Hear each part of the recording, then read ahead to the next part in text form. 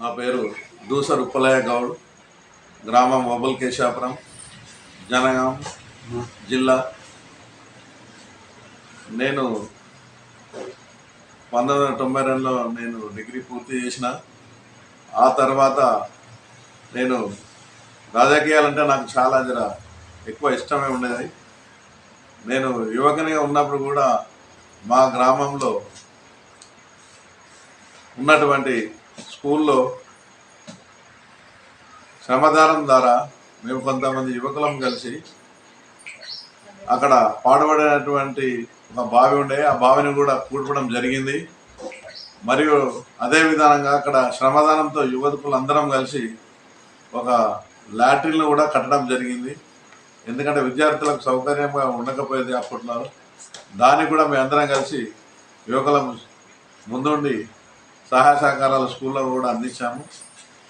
అదే విధానంగా నేను ఈ రాజకీయాలంటే ఎక్కువ ఇష్టం ఉండి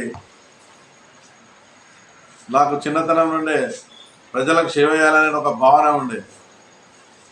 అలాంటి ఆ భావన ఉంటే గ్రామానికి చేయాలంటే ఒక రాజకీయంగా ఏదైనా ఒక పదవి ఉండాలని నేను భావించేది. దాని ద్వారానే నేను 2006లో మా గ్రామంలో సర్పంచ్ ఎన్నికల జరగడం జరిగింది. ఆ ఎన్నికల కంటే ముందు కూడా నేను మా గ్రామంలో 1995-96లో గ్రామంలో వార్డు సభ్యునిగా నిలబడడం జరిగింది. అప్పుడు కూడా మంచి మెజార్టీతో గెలిచి తదుపరి 1996లో ఉప సర్పంచ్గా కూడా ఎన్నుకోబడిన. ఆ తర్వాత సర్పంచ్కి సహాయంగా వండుకుంటూ చెక్ పవర్ కూడా నాకే ఇవ్వడం జరిగింది. ఆ విధంగా నేను గ్రామానికి చేదోడు వాదోడుగా ఉంటూ గ్రామ సహాయ సహకారాలకు అందిస్తూ చిన్న చిన్న పనులు చేసుకుంటూ ఎవరికైనా గ్రామంలో అవసరం ఉన్నటువంటి రేషన్ కార్డులు కానివ్వండి, మన లాటరీలు కట్టేటువంటి చిన్న విషయాలు కానివ్వండి, మరి ఉపాధి హామీ పథకాలకు కానివ్వండి, అన్నిటికీ కూడా నేను సహాయ సహకారాలు అందించేది. ఆ విధంగా ప్రజలకు సహాయం చేసుకుంటూ 2006లో మా గ్రామంలో బీసీ రిజర్వేషన్ ద్వారా సర్పంచ్ ఎన్నికలు జరగడం జరిగింది. అప్పుడు నేను నిలవడం జరిగింది.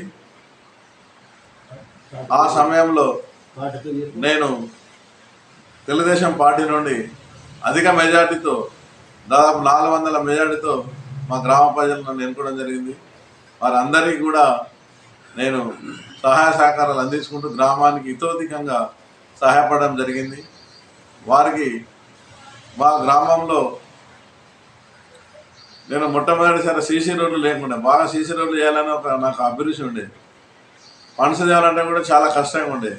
ఆ ఫండ్స్ కోసం కూడా నేను చాలా కష్టపడి మా గ్రామంలో ఒక ఐఏఎస్ ఆఫీసర్ బుర్ర వెంకటేశం గారు ఉండే, వారు అప్పుడు మెదక్ కలెక్టర్గా మరి గుంటూరు కలెక్టర్గా ఉండేవారు. వారు ఎక్కడ ఉన్నా కూడా నేను వారి దగ్గరికి వెళ్ళి వారికి మన గ్రామ విషయాలు అన్నీ చెప్పి దాదాపు ఒక 10 విషయాలలో అతనికి నేను గ్రామంలో ఏమి ఉపయోగాలు కావాలో అవి అతను తెలపడం జరిగింది. ప్రధానంగా నేను మొట్టమొదటి ఏంటంటే స్కూల్ బిల్డింగ్, 2 స్కూల్ బిల్డింగ్లు అప్పుడు. ఆ తర్వాత సీసీ రోడ్లు, అదేవిధంగా గ్రామంలో ఐమాక్స్ లైట్ లేకుండా ఫస్ట్లో ఆ ఐమాక్స్ లైట్లకు కూడా అతనికి ప్రపోజల్ చేయడం జరిగింది. అదేవిధంగా ఒక మురికి నీరు కాలువ చాలా ఇబ్బందిగా ఉండేది, దాని గురించి, మరియు ఎస్సీ కమిటాల గురించి, ఇలాంటివన్నీ కొన్ని పనులను ఎన్నుకొని అతని ద్వారా గుంటూరు ఎంపీ జేడి చీలమని ఉండే, అతని ద్వారా దాదాపు ఒక 20 లక్షలు, ఇంకో ఎంపీ గుంటూరులో ఉండే లాల్జాన్ పాషా ద్వారా 20 లక్షలు, సారు ఇంకో కొన్ని ఉపాధి హామీలో పనులు పెట్టి దాదాపు ఒక 50 లక్షల వరకు తీసుకొచ్చి గ్రామంలో పనులు చేయడం జరిగింది. అంటే గ్రామానికి అభివృద్ధి చేయడం కోసం నాకు చాలా ఇష్టం ఉండేది. దాని గురించి నేను గ్రామంలో అందరికి సహాయ సహకారాలు అందించిన. మరియు గ్రామంలో చిన్న చిన్న పనులు ఏవి ఉన్నా కూడా రేషన్ కార్డులు కానివ్వండి, ఆ రోజుల్లో ఉన్న ఉపాధి హామీ పథకాలు కానివ్వండి, అన్నిటి కూడా ప్రతి చిన్న విషయంలో పని పడినా కూడా గ్రామస్తులందరికీ నేను ఎప్పుడూ ఇళ్ళవేళ అందుబాటులో ఉండేవాడిని. ఆ రకమైన నాకు మక్కువ, గ్రామానికి ఏదో నా శక్తి కొద్ది సహాయం చేయాలనేటువంటి అభిలాష నాకు ఉండేది. ఆ ద్వారా నేను ఒక 5 ఏళ్ళు వాళ్ళందరికీ సేవ చేయడం జరిగింది. ఇప్పుడు కూడా నాకు ప్రజలకు సేవ చేయాలంటే ఇష్టం ఎక్కువ.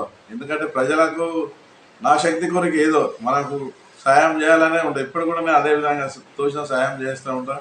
ఇక ముందు కూడా నేను ఒక అవకాశం ఏదొచ్చినా కూడా వాళ్ళందరికీ, నా గ్రామానికి ఖచ్చితంగా సేవ చేయాలనే నాకు కోరిక ఉంది. నాకు శక్తి కొద్దీ ఈ సేవ చేస్తూనే ఉంటానని మీకు తెలియజేసుకుంటాను. ఇప్పుడు ఎలక్షన్స్ వస్తున్నాయి కదా, ఎలక్షన్ విషయంలో ఎట్లాంటి, ఇప్పుడు మీకు అవకాశం వస్తే మళ్ళీ సర్పంచ్ కానీ ఎంపీటీసీ కానీ చేసే అవకాశాలు ఉన్నాయా? ఒకవేళ నాకు అటువంటి అవకాశం ఏదైనా వచ్చినా కూడా ఖచ్చితంగా చేయాలనే నాకు కోరిక ఉంది. ఖచ్చితంగా కూడా చేస్తా.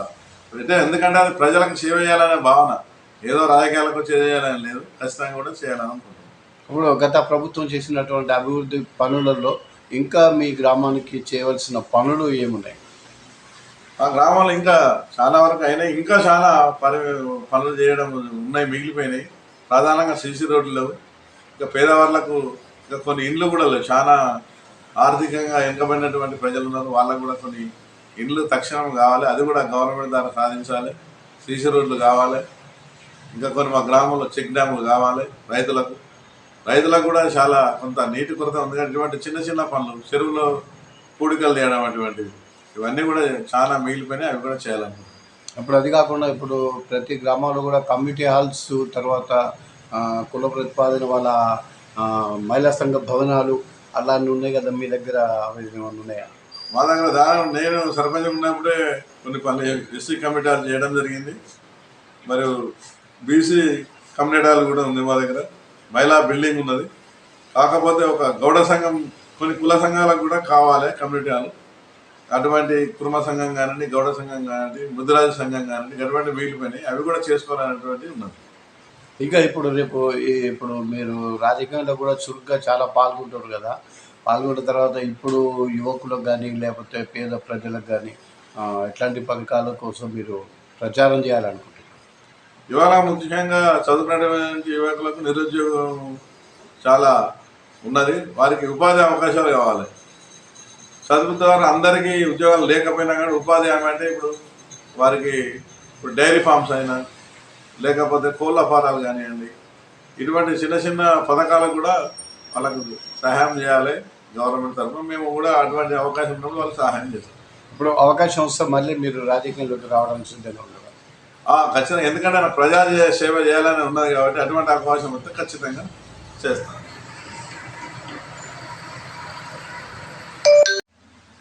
మా గ్రామంలో గీతా కార్మికులు కూడా చాలా ఇబ్బందికరంగా ఉన్నారు. మరియు ఎక్కడైనా గీతా కార్మికులు తాడి చెట్టు నుంచి పడినప్పుడు వారికి వికలాంగులుగా మారిపోయి మరి కొందరు మరణాలు కూడా సంభవిస్తున్నాయి. కాబట్టి వారికి గవర్నమెంట్ ద్వారా వెంటనే ఎక్స్గ్రేషియా వచ్చేలా దాదాపు ఒక 5 లక్షలు నుండి 10 లక్షల వరకు ఇచ్చే విధంగా సహాయం చేయాలని కోరుకుంటూ, మరియు వారికి తాడి చెట్ల దగ్గరికి పోవాలంటే దాదాపు 1 కిలోమీటర్ 2 కిలోమీటర్ల దూరం ఉంటుంది. కాబట్టి వారికి ఒక బైకులు ఇవ్వడము, అదేవిధంగా చెట్టు ఎక్కేటప్పుడు ప్రమాదాలు సంభవిస్తున్నాయి కాబట్టి వారికి సేఫ్టీ మోకులు ఇంకేదైనా టెక్నికల్గా గవర్నమెంట్ ఆలోచించి ఇవ్వాలని కోరుకుంటున్నాను. మరియు మా గ్రామంలో వృద్ధాప్య పింఛన్లు ఇంకా కొంచెం తక్కువగా ఉన్నాయి, గీతా కార్మికుల పింఛన్లు తక్కువగా ఉన్నాయి, మరియు అదే పద్మశాలిలవి కూడా తక్కువగా ఉన్నాయి. ఇటువంటి వారందరికీ కూడా ఇంకా కొందరి పెన్షన్లు కూడా పెట్టాలి, వారికి కూడా పెన్షన్లు తీసుకురావాలని మేము కోరుకుంటున్నాం. గవర్నమెంట్ ద్వారా సహాయం పొందాలని కోరుకుంటున్నాం.